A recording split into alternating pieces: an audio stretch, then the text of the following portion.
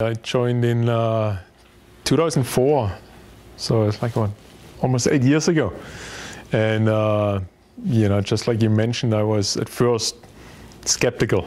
You know, plus I was busy, right? I didn't have time for, you know, take a day out of the month, you know, leave the business alone and join. But quickly, very quickly, I realized I'm getting a lot of value out of it, and actually leaving the business for like a day is really good because it gives you perspective. You know, you can kind of get altitude again, you know, look at the business from a big picture, because when you're in the business every day, you know, at the ground level, it's kind of tough to look at it from the big picture. And then just being with 10 or 12 other CEOs once a month, and you start to get to know their business and they get to know your business, and you share information is absolutely invaluable. I mean, it's just this, I guess it's kind of like what you call a case study approach, which is really great, and I didn't really think it would work that well, but I probably learned more from listening to other people's, other CEOs' problems and trying to come up with answers, you know, think, what would I do in their shoes? Then just getting feedback from them from them on my problems. That's a really great learning experience, because you hear about mistakes they make.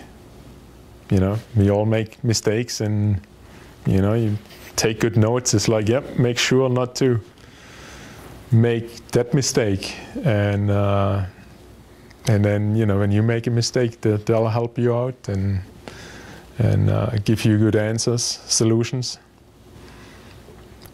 The alliance culture is kind of unique because you are in a really small group, you know, 8 to 10 to 12 people, and you get to know them really well. So over just a short time, you kind of know their business really well. They know your business really well, and there's almost like become like a trusted advisor, and not just like a consultant, like a business consultant that comes in and, you know, gives you an answer and then leaves again. You spend, you know, you get to know them over the years, and you know, sometimes develop friendships.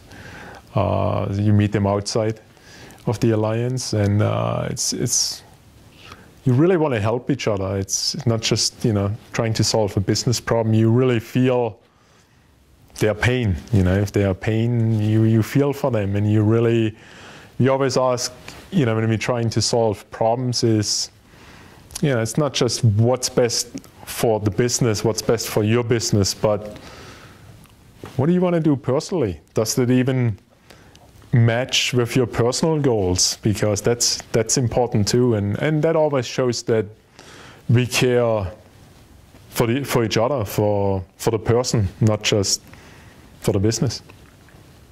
Okay. Then when I first joined the alliance, I was skeptical that another CEO from a different industry would be able to benefit me with my business. And very quickly I realized that it doesn't really matter what industry you're in so much. We all have the same problems. You know, we got to deal with everything from startup problems, financing, accounting, HR, operations, marketing, sales, legal, tax. We all have the same problems. We all share the same pain, and we all can help each other with solutions. So, and I've been in 2 different alliance groups. The first one for about the first 4 or 5 years, and then I switched to another group, which I'm now for about 3 years in that group. And I think what makes a good group is to have some kind of diversity in the group, both in terms of size of the companies they run and the different industries they're in. And I really enjoy my current group because it's they're more high-tech oriented, and they have larger size companies, between, let's say, 50 and $100 million in revenue, and it's a little bit a different mindset than, let's say, when you deal with startups, a lot of startups. And I think it's a great group for me is people that have 10, 20, 30 years experience, especially running companies and doing startups and seeing the ups and downs of the business cycles, so they can detect patterns very quickly and kind of give you some perspective looking a few years out that I was totally lacking, because I never seen a down cycle until 2008.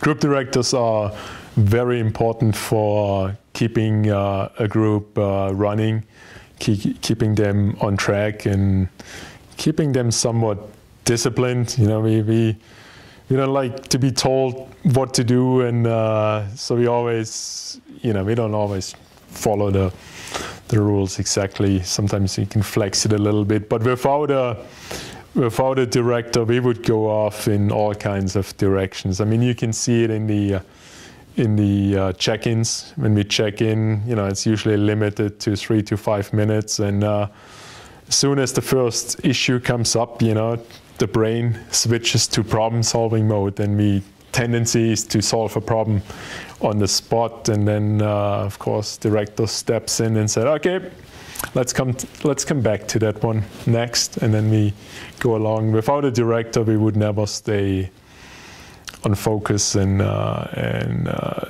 director is always, especially Hank, is doing an awesome job keeping us focused, making sure it's a good balance.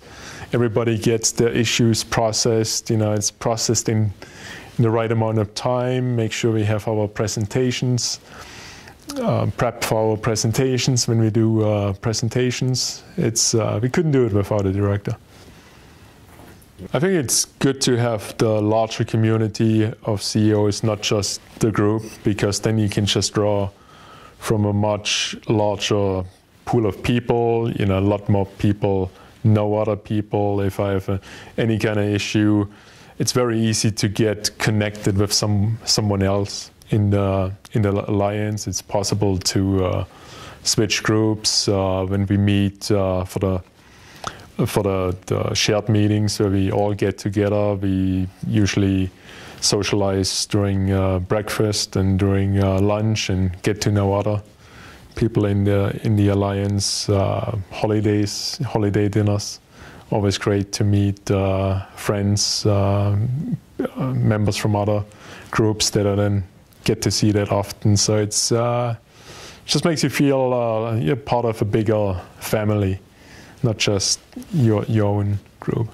I think for me, my background is tech. I studied computer engineering, software engineering, and so I had very little business background, marketing background. So for me, the Alliance kind of became my, almost like my business school, doing my mini MBA over the years in those monthly sessions. And because I got so much out of it, I also joined other groups, the leadership groups and CEO groups, and been in some of those for many years. And the comparison, I would say, is, for example, to another group that meets a full day every month. It's kind of a similar format, but I think it's the full day a month takes a lot of time commitment. That's almost 2.5 weeks out of the year that you're not in your business. So in the end, when I had to make a choice time-wise,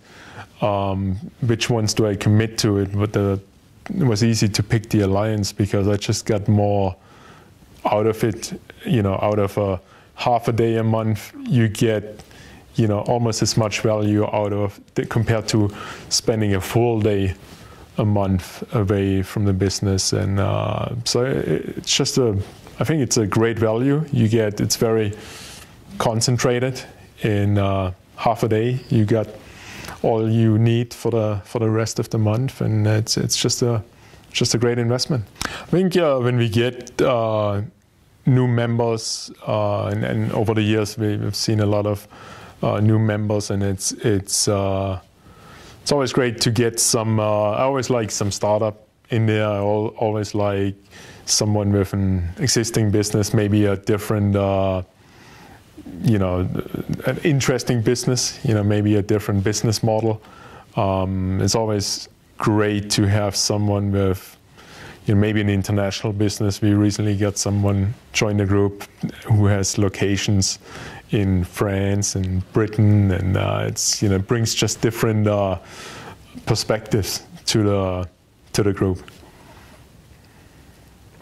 I think it's important for anyone joining the group to kind of leave the ego outside, and that's you find it out in the first few minutes, maybe the first few hours, that you don't need to come in with an ego. You don't need to pretend. You don't need to paint a good picture, because at the end we're all here to help each other. And if you're not coming with your real problems, then you're wasting your own time and everybody else's time. So I think that's really important to come in there, and you call it being brutally honest, and that's a good description. And just giving frank feedback, candid. Don't hold back. What would you do being in my shoes? Because that also gives me permission to tell you what would I do being in your shoes. And the beginning, when I joined the group, that was kind of a little bit uncomfortable first, because I didn't have the experience. But listening to everybody else, I could come up with some different point of view, and every once in a while I came up with a good idea, a brilliant idea, and I can it's good to not hold back, just say what you think, and there are 10, 11 other people to give feedback to, and it's good. Sometimes it's good to kind of have a different opinion.